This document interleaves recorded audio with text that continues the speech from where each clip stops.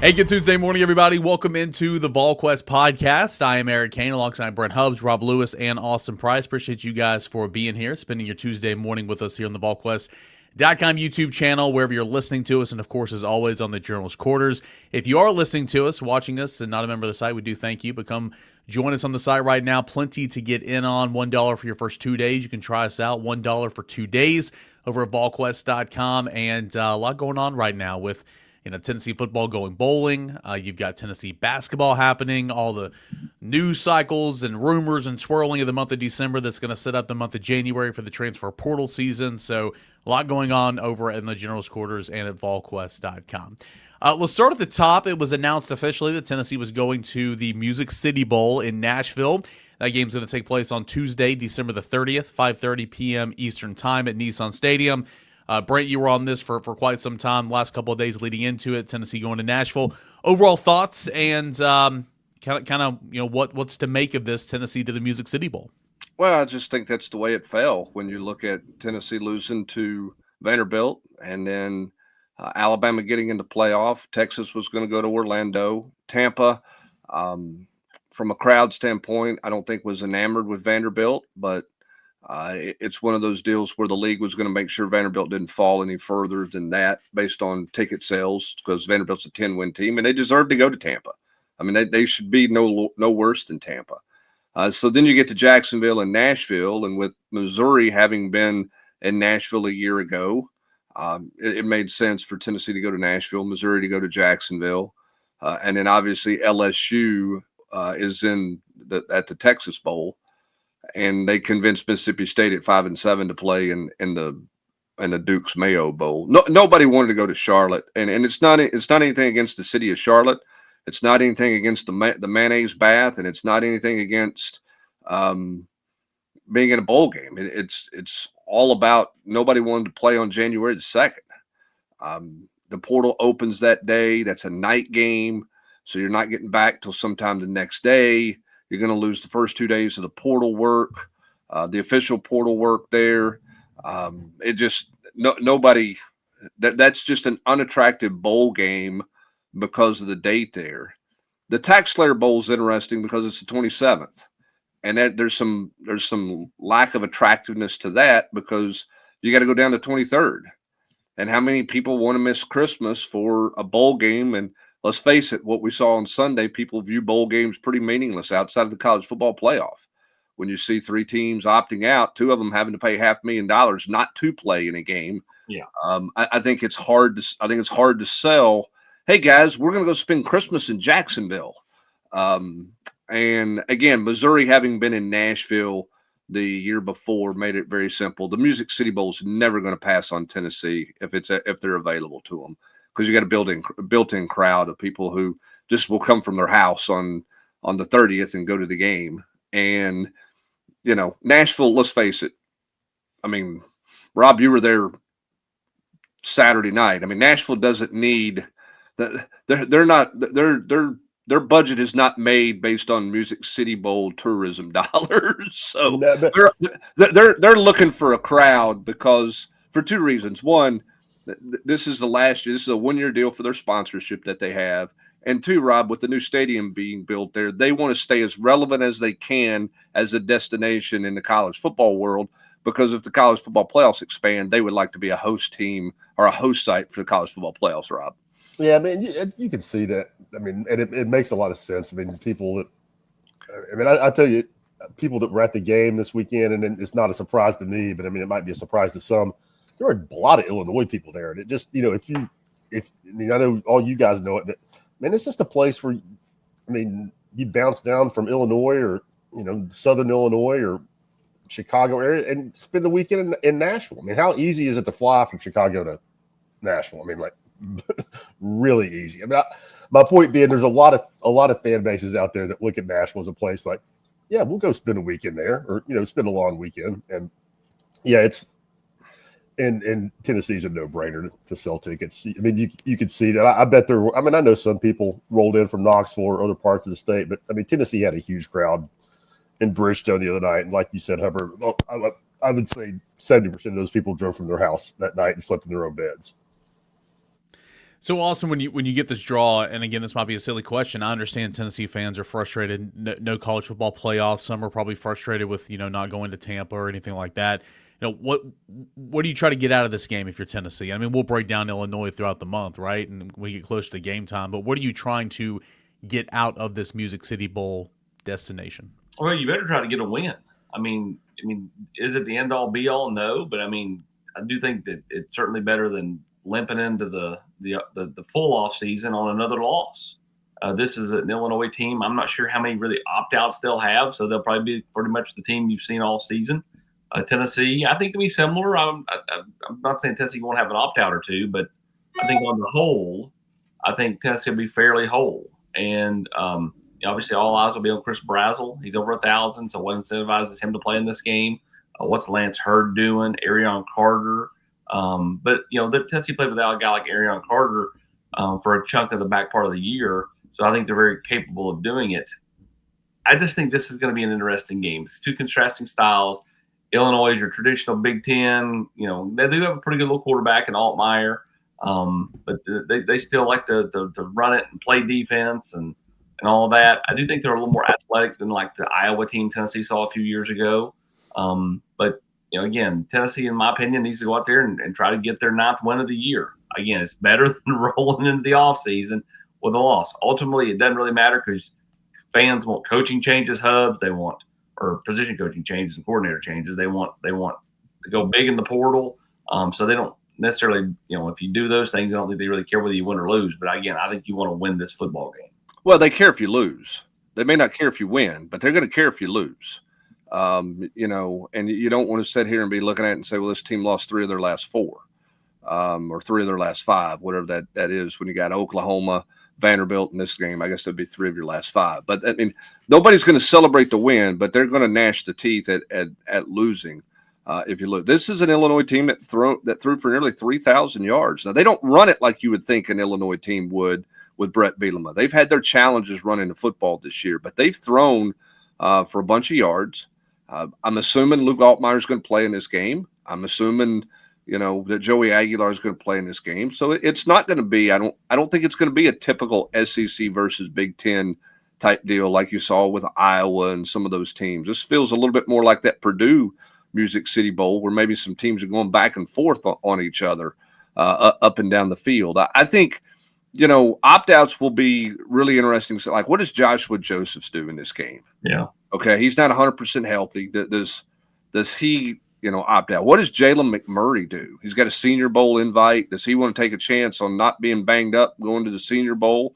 I think there's some things there beyond just Chris Brazzell, but I'm with you, Austin. I don't think this is necessarily going to be a mass amount of opt-outs. No, you're right, though. Colton Hood and Jalen McMurray, Tennessee may not be able to stop anybody throwing the right. I mean, if those two are into the bag of DBs. Yeah, I mean, if those two aren't on the field, I mean, what does that look like? I mean, you play William Wright at corner. Who would be your nickel? I mean, or do you play in 3 linebackers, and that's how you have to live in that game? So we'll find all that out in the coming days. But again, I don't think there's a win in this, Rob, but I think there is a loss if you don't take care and you don't find a way to lose. I don't think anybody celebrates the championship of winning the bowl game, but boy, it makes the offseason even louder if you don't win this game, particularly if you're coming back with some of the staff changes or with some staff things that people are already clamoring for changes and you don't make any moves there.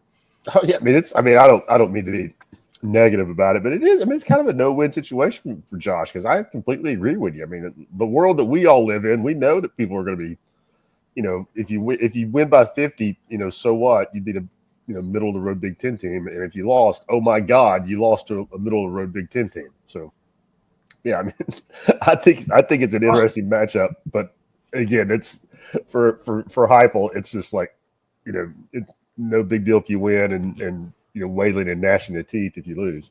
Similar scenario to the Florida game just a few weeks ago, right? I mean, Florida's sitting there 3 and whatever, and if you win, everybody goes, well, of course you're supposed to win. They're a 3-win team, and if you lose, it's like, oh my gosh, you just lost to a 3-win Florida team.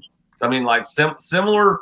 Yeah. The only difference being is Florida matters to a Tennessee fan base versus Illinois. But as far as just like the overall scope of it's a really a a no-win type of game, so to speak. Maybe Florida just fractionally more than that, but I mean, it's Yeah, I mean, and I think, Eric, this is where the conversation for college athletic directors and for presidents and everybody really gets interesting moving forward after this bowl season. Because, I mean, literally, I guess it was the Birmingham Bowl, spent the entire day getting turned down by teams not wanting to play in their bowl game until they finally got Appalachian State, I think is where they landed. You have three major programs, three Power Four programs who have said, we don't want to play. And they're being allowed, they're just not playing to the tune that two of them are writing $500,000 checks. That's how much they don't want to play. I think from a big picture standpoint, the fall of the bowl game was firmly planted. The flag of that fall was firmly planted on Sunday. And what does that look like in the next 3 to 5 years is really interesting. Because, I mean, how many of you guys woke up on Sunday morning and thought, you know what, Notre Dame's not going to get in the playoff, and oh, by the way, they're going to decide not to play in a bowl game? I mean, who had that thought when you know, okay, projections are coming out later today that Notre Dame's season was over? I bet there wasn't a Notre Dame fan that thought their season was over regardless. Yeah. And they're like, well, if we don't get in, we're going to go to a meaningless bowl game. But you're not doing that. You're just not going.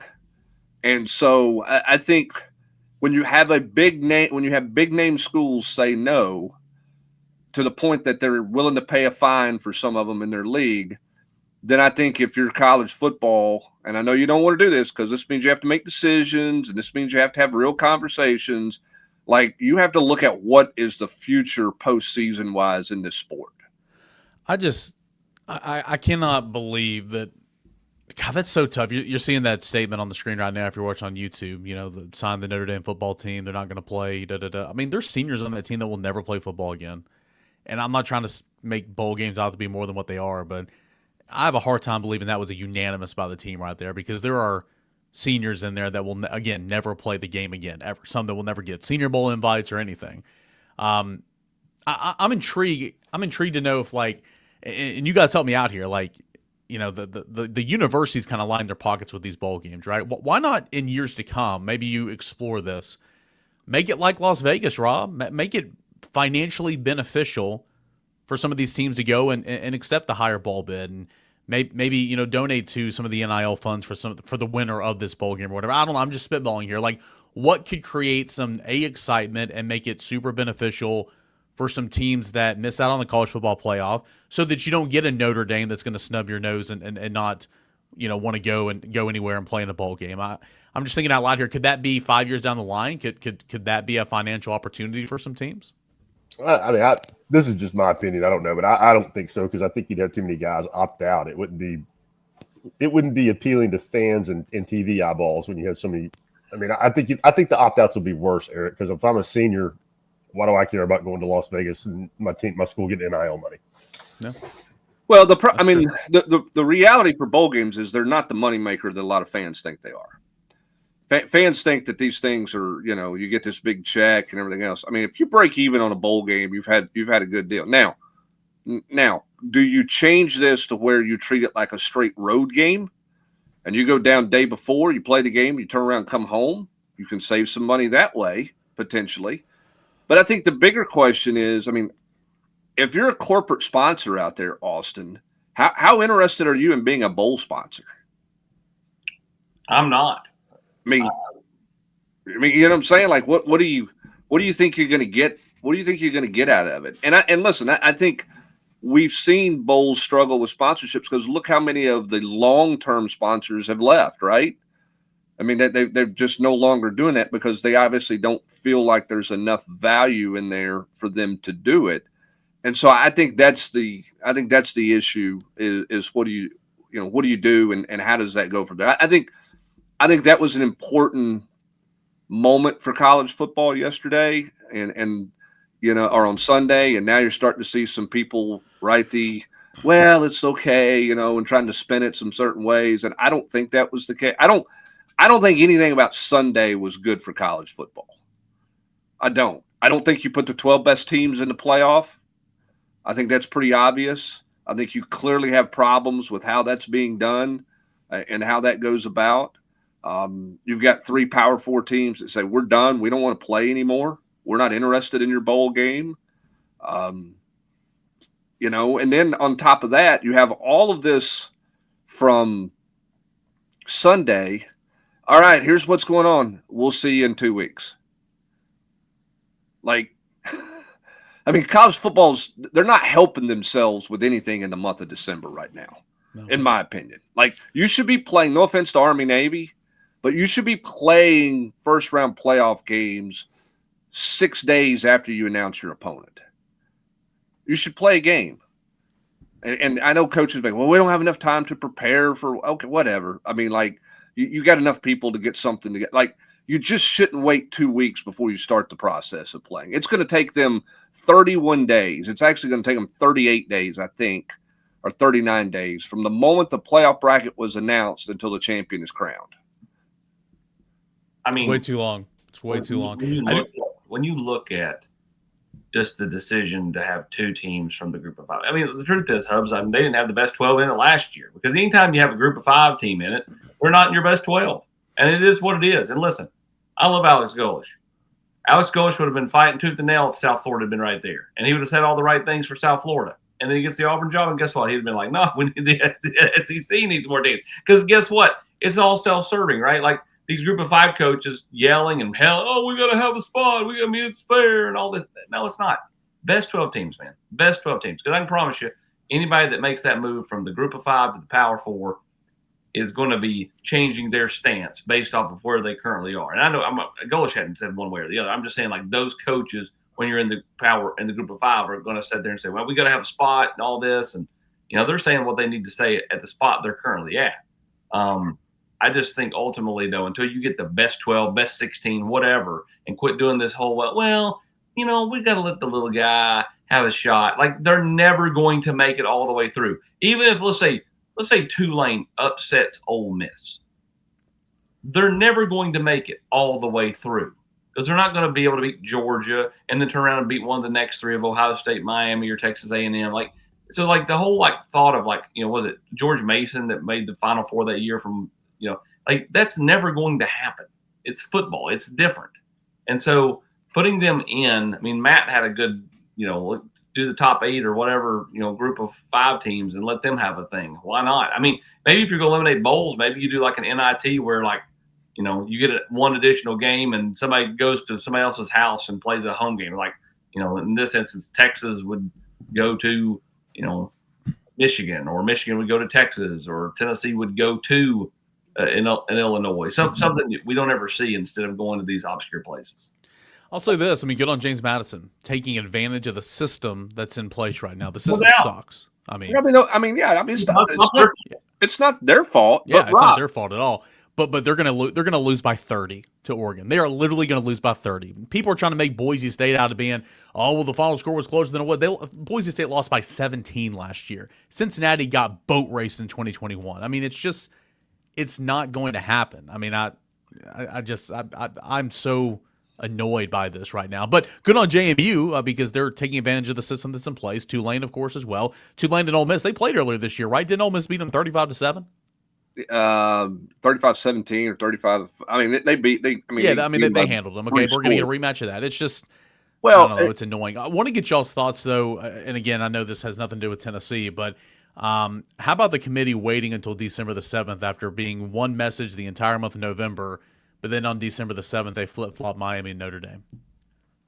Well, Rob, I think the problem with this goes back to you're creating a made-for-television event where guys are talking every week, and when you talk that much, you talk yourself into corners. You box yourself in, and then when the final product comes in, you have completely contradicted yourself for the 4 previous weeks that you've done this. I get the made-for-TV deal, but and listen, this committee was not represented very well from a spokesman standpoint either. But it is a bad look, Rob. It's terrible, but I think you're exactly right, however, because it's so public and allegedly transparent. I mean, because it's so transparent for however many weeks, you have an actual 30-minute TV show where you break it down, and then Miami and Notre Dame move on a weekend when they don't play football. I tell you, I mean, I'm not this is not an original thought by me. I've seen other people write it, but I think that it would benefit the football deal to do like they do in the NCAA tournament. The people, I don't know how long before they come out, but they release like the top 16 in sometime in February, and then you don't hear from them again until Selection Sunday. But at least you got an idea, you got a basis point of hey, here's where where things are now. It kind of gives you an idea of what they're looking at head to head. I mean, I don't know that that's an easy answer. It's kind of apples and oranges, but I could not agree with you more. I think when you have an actual damn TV show every week and then you contradict everything you've been saying, it's a bad look. I mean, fact of the matter is you've got, and again, it's the system that's in place, the structure, so it is what it is. But you got the number 24 team in the rankings making the field. You got the number 20 team in the rankings making the field. But they're a part of the 5 highest, conference champions, so they get in. Also want to get y'all's thoughts on Alabama. We were all texting during the SEC championship game, and I thought there was no way they were going to ever leave Alabama out. But Alabama got waxed. BYU got waxed. And you've got people talking about during the BYU game and how they don't deserve, but then kind of saying the same points, but saying Alabama does deserve whenever Alabama gets waxed. It's hard to punish someone for losing a conference championship game when it's an extra game. But I just thought the narratives on Saturday were pretty interesting between the Big 12 championship and the SEC championship, where Alabama got its teeth kicked in, but didn't even lose a spot in the rankings. Well, for me, it's twofold. One, it's reactionary to what happened to Alabama a year ago, and not getting in, and so they're not gonna snub them 2 years in a row, right? And so I think that's part of the reaction. Two, they'll never admit it. They're never going to admit it. I mean, this thing's got to have some attractiveness to it for television. Yeah. I mean, no offense to BYU, but I mean, listen, you're going to open up your first playoff game, and I have no idea. Austin and I were talking about this last night. Got no idea why you're doing the TV schedule this way, but your primetime game is going to be Oregon and James Madison, with an Oregon team favored by at least 3 touchdowns, and the line will probably go up. Rob, I haven't looked at it lately. I just saw it was 20.5 yesterday. I was just curious at what they saw it 21. Yeah. Yeah. And so here's the crazy thing about it. We could all sit here and talk about James Madison, but if Virginia had won and taken that spot instead of James Madison, and Virginia was going to Oregon, they would be an 18-point underdog probably going out there. So again, are you getting your best 12 teams, regardless of the group of 5 or not? You're not getting your best 12 teams. But, I mean, again, I just don't think college football does itself a lot of favors, Austin, and how this process goes about. And why is that your primetime game on Saturday night? Yeah. I mean, Tennessee and Ohio State was the primetime game a year ago, right? The 8-9 matchup. This is the 8-9 matchup we're looking at right here on the screen. That's the Friday game, which is fine. I'm comfortable with that. But the Saturday night matchup is going to be, and I don't know if Megan's got it, is that a 1 o'clock or a noon kick for Texas A&M and Miami? Because if it's a noon kick, that's 11 a.m. there in College Station. I mean, talk about taking the air out of the second best matchup. I mean, that's terrible. And then when you noon. You could noon, so it's 11 a.m. So what you could have done is said, okay, Tulane Ole Miss, you're the noon game, which is 11 a.m. You guys are going to play. Oregon, you're going to be the 4, which means you're playing at 1 o'clock your time, and then the primetime matchup should have been Texas A&M and Miami. I don't know what they're thinking and doing the way they're thinking, the way they're doing. It makes not a lick of sense for the viewer. Swain and I had this discussion on the locker room on Sunday night. He said he'll still watch. I could give a rat's rear about those last 2 games. Now, I might watch Ole Miss Tulane at least to start to see if Tulane can push Ole Miss without Lane. I won't watch 1 down of that last game. Not one. Could not care less, because not in my heart of hearts, if the game ends, I don't believe in my soul you're going to call me and say that thing's closer than 3 touchdowns. So I don't care. I agree completely. I mean, obviously, there's always going to be complaining no matter what. But a lot of people, as you see the schedule up there, right there, the first round games, A lot of people are saying this is the worst selection committee, and I mean, I think it's pretty validated because I don't think that they were very good whatsoever. So, well, here's my soapbox for the day. And I know it's stunning that Hubs has got a soapbox. Okay, at some point in time, some people have to sit down and say, we have to fix things. Instead, what we're going to do is we're going to spend the month trying to hype up some of these games, and then they're going to be blowouts, and then you're going to circle back to it was a bad playoff system. It didn't work. It was bad committee. It was the committee's fault. It was this, that, or the other. And then they're going to talk all off season about, well, you got to fix this. We got to look at this, whatever. They're not going to get hardly anything done, Rob. Then we're going to get to August, and we're going to talk about big checks, who all got the big checks and how much the big checks are. And then we're going to complain about NIL and the transfer portal, and we're going to complain about those things. Then they're going to kick the ball off, and then they're going to talk about what the ratings are. And they're going to run around with their shirts off talking about how it's the greatest sport because everybody watches a sport. And we're going to sit here next December, and we're going to be talking about the same thing. We're going to be talking about the system that they haven't fixed for getting for selecting the best teams and for doing a schedule that makes sense with the calendar and all those things. I mean, remember, you were supposed to know right now. Were you not, Eric? Was it not by December 8th that you were supposed to know what the next gen of the college football playoff looked like? I think it was supposed to be December the 1st, but they pushed it down the. Yeah, now we're into January. Okay, well, guess what, Rob? Somebody's going to have another plan, right? And so this league says it's better for me that 24 makes more sense than 16, or maybe we go to 28, or what? I mean, it's like I don't know. I just the lack of leadership. And we're never going to get a commissioner, Rob, but the lack of leadership by the conference commissioners for the greater good of the game, as opposed to their own self-preserving conference, is not helping the game of football, and it's not helping the fan out right now at all. Yeah, I mean, I don't have much to add. Although I would say I think the root of it is just, you got all these different conferences with, like you said, trying to look out for themselves. So I expect chaos to continue. And who benefits from that? Notre Dame. Because that'll be one of the things everybody's talking about next year with that rule that's part of the Yeah, they're in. They're in. Top 12 and they're in. Doesn't matter. It's wild.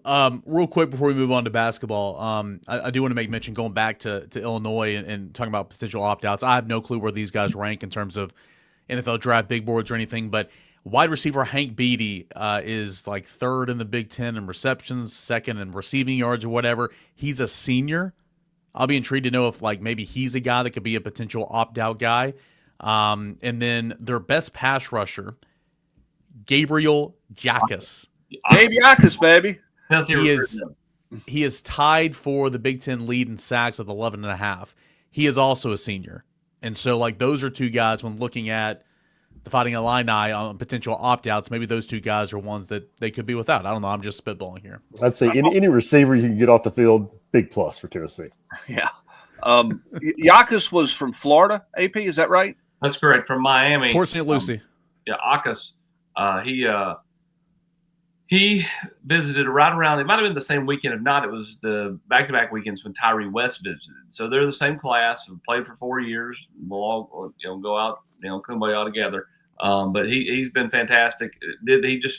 Illinois had been on him longer than Tennessee had when Tennessee brought him here, and it was more of one of those where he just took a chance on Illinois than coming here. Did he visit the same weekend Jared Verse visited, or do I have that confused with? Oh, that's all in that same time frame. Well, then they all three visited, and the kid from the Canadian kid from Georgia that went to Vanderbilt. Maybe that's who I got him confused with. They all visited because Tennessee was staying at one hotel, and now they've since switched. But I remember being in that lobby with all those kids. Has that been 4 years ago? The Christmas decoration. Yeah, dude, it was because fantastic. I do remember that was very late in the cycle. And if you're talking about Jared Verse, that was obviously the portal cycle. And I remember the guy just picked Illinois over Tennessee, and everybody's like, well, what's going on? That was 4 years ago? Yeah. Goodness gracious. Yeah, he's a good player. Real good player. Hey, everybody. Want to tell you about our friends over at BRUNT Workwear. Choosing work boots used to mean sacrificing comfort for durability. BRUNT thought that was BS, so they built tough boots that feel great from day one. No break-in, no sore feet, because people out there doing the real work shouldn't have to choose between comfort and durability. Brunt's boots carry the name of real workers and trades who test and inspire them. They are super comfortable, very stylish as well. They sent me a pair, and I've gotten tons and tons of compliments. I've done some work out in the yard, did some along the fence line and pulling some weeds and stuff like that. The last couple of weeks, since really football season, the regular season's been over, and they feel fantastic. I've also worn them out, and people, give me compliments on them. They look good, they feel good, and for those doing the actual work, they're going to come through for you. That's Brunt. With Tim's dropping in the holidays coming up, it's time to treat yourself or the hardworking man in your life for real comfort. Skip the throwaway gifts and get him something built to last. That's Brunt Workwear. Our listeners get $10 off their entire order with the promo code VQ at checkout. That's BruntWorkwear.com, promo code VQ. Order today and let them know you heard it here on the show. So big shout out to Brunt. Also big shout out to BetMGM on 3. Thrilled to team up with BetMGM this football season. Basketball season's coming up as well. There's a lot of things you can check out, like a variety of parlay selection features, same game parlays, live betting options, and so much more. If you haven't signed up for BetMGM yet, use the bonus code ON3, and you're going to get up to $1,500 first bet offer on your first wager with BetMGM. Here is how that works. Download the BetMGM app and sign up using the bonus code ON3. Deposit at least $10 and place your first wager on any game. Then you're going to receive up to $1,500 in bonus bets if your bet loses. Just make sure you use the bonus code ON3 when you sign up. Make the rest of college football season, bowl season, college football playoff season legendary and one for the history books. Make it all that with BetMGM. See BetMGM.com for terms. 21 plus or older. U.S. promotions not available in New York, Nevada, Ontario, or Puerto Rico. Gambling problem? Call 1-800-GAMBLER. Available in U.S. Call 877-8-HOPE-NY or text HOPE-NY 467-369-NY. Call 1-800-NEXT-STEP. AZ 1-800-327-5050-MA. 1-800-BETS-OFF-IA. 1-800-981-0023-PR. First bet offer for new customers only. Subject to eligibility requirements. Rewards are non-withdrawable bonus bets that expire in 7 days. In partnership with Kansas Crossing Casino and Hotel. Don't forget, if you haven't signed up for BetMGM yet, use the bonus code ON3 and get your first $1,500 bet offer today. Rob, Tennessee basketball struggling right now. They've lost 3 straight. I hadn't noticed. Well, in case you haven't noticed, I'm here to tell you. How do you begin to fix some of the issues? And Brent says it all the time, and he's exactly right. You never want to play your best basketball in November and December, and Tennessee won't be playing its best basketball. Well, Hubbard's getting his wish right there. How do you start to fix some of the issues that's been plaguing Tennessee the last couple of ball games? Man, I'll tell you what, if anybody took the time to stay up late and watch Rick Barnes' post game on Saturday night, his idea of fixing the issues is, hey guys, do your job. We've given you the scout, we've coached you up, you know exactly what to do, and you're not doing it. And frankly, some people don't like to hear coaches talk that way. As far as I'm concerned, in the NIL era, give me more, pump the gas. But I say that as long as the coach will take responsibility at times, which I think this head coach will. And I mean, I don't have an answer, EC, but I think it's chemistry. I mean, Hubbard, guys, what do you think? I mean, I think personally, I dismissed how big of a deal it was to bring 9 new guys in with this team.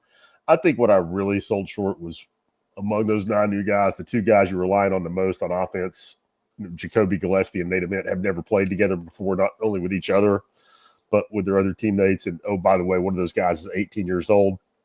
I really, really, really do not think it's a talent issue for this team. I just think, I mean, again, I could end up being wrong. I think it's chemistry, and I think learning to play with this many new people when some of those new pieces are big, huge pieces on your roster. I think it's taking some time. And I'm not making excuses for them. I don't think it's talent. I mean, I think it's taking them longer to gel than I would have thought. Everything the ball runs through, Rob and Brent, is new.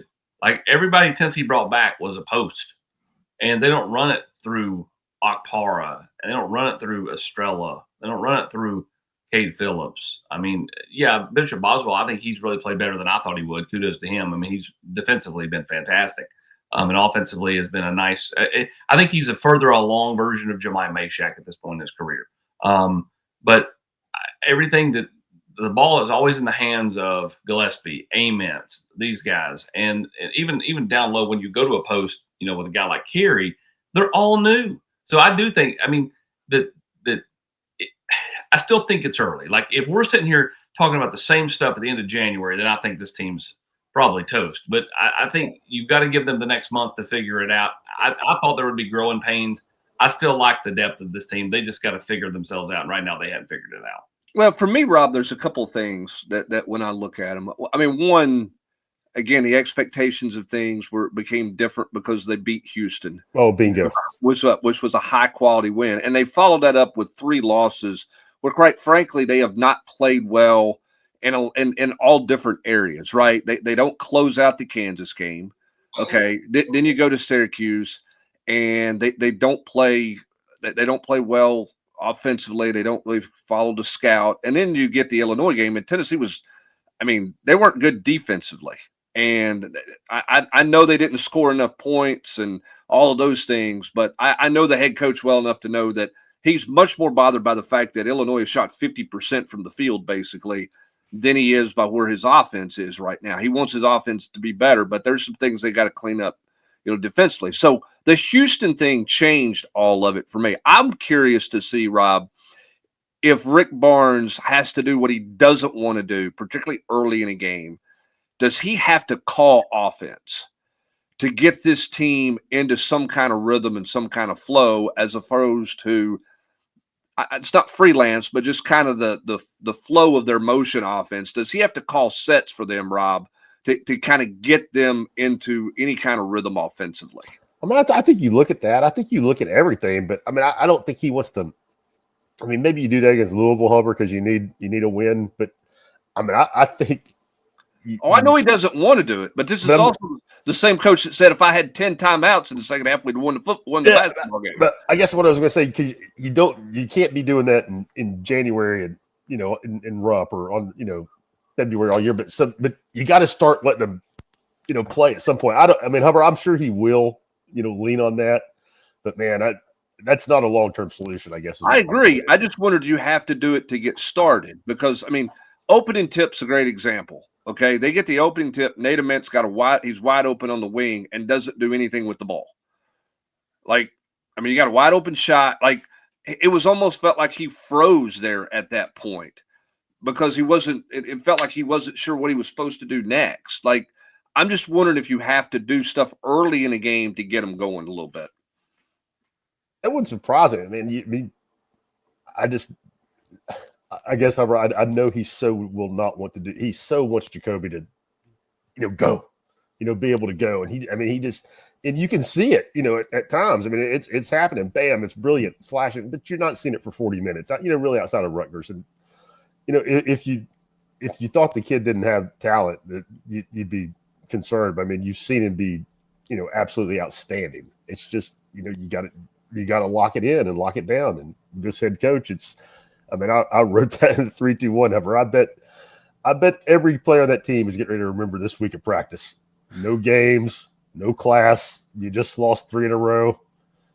I bet they're sending texts to each other a couple years from now. Man, you remember that week after we lost 3 in a row? Coach he killed us. Rob, we're all watching the games, and I mean, we all have our opinions and all that. But I mean, what are you seeing in Nate Ament that? Like, is he forcing things? Is he timid? I mean, like, what are you seeing? I don't think he's timid. I think sometimes he makes himself be a little timid, because he doesn't want to, look at the stat sheet of the game and saw he took 24 shots. But I think he's just figured out where his spots are, where his offense is coming in the flow of the offense. Part of the problem is he needs to add 30 pounds and he doesn't play like it. The 7 turnovers at Syracuse, how many of them were because, he rolled in there and, wasn't expected to, have run to the guys who just ripped it away from him. And I know he had one like that at Illinois, and I think he's learning, like a lot of guys his age, that, you just can't go in there and expect to have something good happen all the time. I think the turnover thing will cut way down. And it did. And he was way better against Illinois than he was against Syracuse. But coach says it, and don't discount it. He really is playing full time on the perimeter for the first time in his life. And he's certainly played out there before, but that's never been where he spent, the entirety of his game. So that's different. But man, the kid's so smart, so mature. I will be really surprised if he doesn't figure it out. I mean, he's had a rough stretch. I mean, no doubt about it. And I think the fact that he is, kind of such a smart kid, it's probably eating away at him more than it would be. I mean, he's not exactly a snapping clear guy like some. I don't mean to say it's going to linger, but he's a thinker. So, and I think he will figure it out. But I also think because of all those things, not being as successful as he wants to be, as he knows his teammates need him to be, weighs on him. I think Hubs is right. I think it's kind of like when Tennessee played Georgia the way they did after getting, just pounded by them for several years. It kind of changed the thought process for the football team. When you go out there and you beat Houston the way you beat them, if you lost to Houston by, let's say, 6, but beat Kansas and Syracuse and then lost to Illinois, and I know that puts you one game better than you currently are, but how much better does everybody feel about this? Because nobody would have blinked at the losing to Houston. It's the loss at Syracuse, which was just so bad. And then just how they played, the other night against Illinois, or the way they crumbled in the second half against Kansas. That's what I think is sticking with people is just kind of how it's unfolded. If you redrew it, I don't know if people would be in panic or despair like they are over this 3-game losing streak. Yeah, I don't disagree with you. I mean, I think sometimes perception becomes reality, and sometimes reality is reality. And the reality is Tennessee's not played well the last 3 games after playing in a big boy game on a neutral site floor in Las Vegas with 2 relatively fresh teams, and going and getting it done. I'm just, I think the other thing that basketball is interesting because Tennessee's got they got all this time off this week, and then they play Louisville, and then final exams are over, and it's all basketball for 6 weeks. It's all basketball to January 20th. There's not a class for anybody to take. It's Rick Barnes' class. And so how much better does this team get when you get into that world that there's no limited hours? And I know I know there's really not limited hours now in a lot of ways, but there's less outside distractions, I guess is what I'm trying to say. And how much does Rick Barnes, Rob, during that stretch before you really get into conference play, does he tinker after this Louisville deal? How much does he pare down a rotation? Does he change who plays with who on the floor at the same time? I think how much Rick Barnes adjusts to this with this team over the Christmas break is going to be pretty fascinating to watch too, because I don't know that everything's going to stay this deep in the rotation. These guys are playing with these guys and all of that as he continues to tinker with this team, through Christmas. Yeah, man, I think there's definitely some paring down or defining of roles to take place, further down in the rotation. But up at the top, the at the top of it is, where you got to get things figured out. AP, you mentioned it. Everybody that touches the ball or whatever is new. I wrote this in the 3-2-1. Tennessee's top 4 scorers, none of them played last year. On this team. JP's the 3rd leading scorer in this team. He played 3 games, but Jacoby, Nate, JP Estrella, and Jalen Carey, none of the top 4 scorers were on your team last year. And like AP said, the guys you don't have that same nuclear that you had, Hubbard. When you brought in Dalton Connect or Felix or guys last year, you had a nucleus of dudes. Now your nucleus is the minority. Yeah. And more than double. And that's the biggest difference for coach. Long way of me getting to my point, Hubbard. They got to use those 20 days, 6 weeks or whatever. It's almost you saw what you got. You got those 9 new players, and now you get you kind of get hit reset in a way. You used to play some games in there, but you had a lot of downtime with very few games. And I would be really surprised if the head coach doesn't put it to good use. Really surprised. Here's the interesting thing too that I think is different with this team.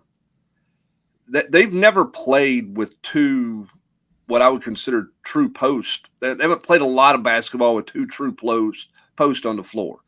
Jalen Carey, he can make a 12-foot jumper, but he's not spreading the floor out. Akpara, not since Josiah James moved down there, almost. Right.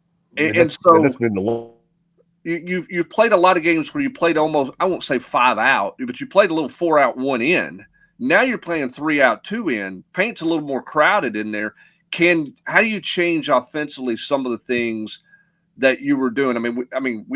You look at it and you see Jacoby Gillespie get to the rim. You go, why don't you do that every time? Well, sometimes it's really crowded in there when Felix is in there and Jalen Curry's in there, because both those guys are living down, in the block area. You're creating a lot of mass people in there. So I'm curious to see how Rick tweaks some offensive things as well, because I do think the makeup of this offense with 2 true posts at times on the floor is different than kind of how they played basketball the last few years. I mean, Josiah, even down in the post, he could come out and you had to worry about him making a 3. I know Felix has made a few, but you're going to let Felix shoot that ball anytime he wants to shoot it out there. And Jalen's not going to shoot him. And just like AP was saying with the roster, and again, I undersold this in my own mind. When you're talking about getting the paint or playing with 2 posts, there is not anybody on this team that, you're no 2 guys that coach can say, remember how we did it here. Remember how we did it, this time. I mean, there's nobody he can have that conversation with. Maybe if Jalen does change his last name to Curry, then he will step out and shoot 30. I think it's possible.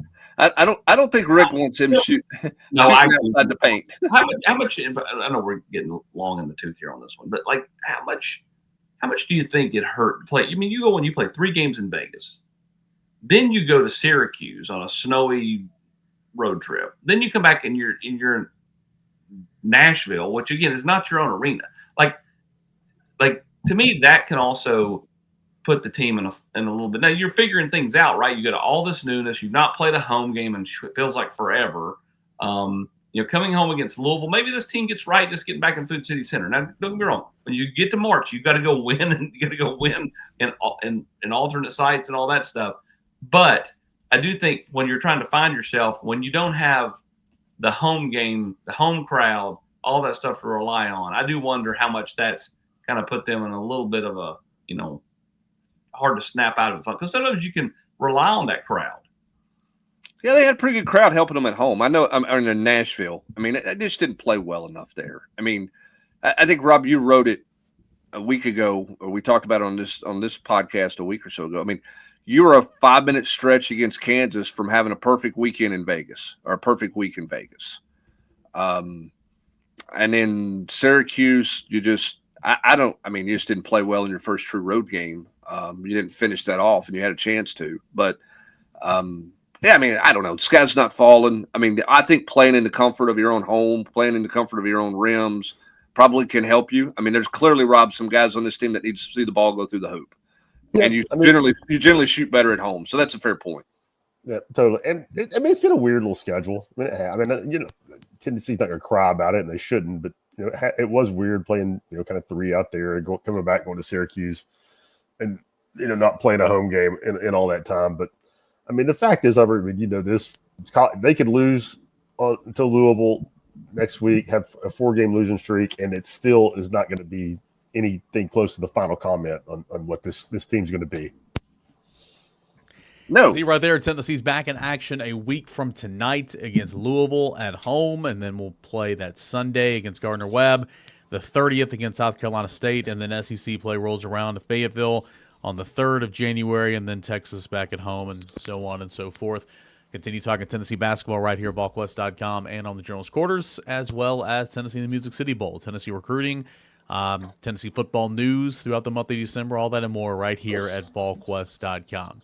Appreciate you guys for tuning in, giving us a listen here, a watch on the Tuesday Morning VolQuest podcast. For Brent Hubbs, Rob Lewis, Austin Price, I'm Eric Kane. We will talk to you on the website here today. This is the VolQuest podcast.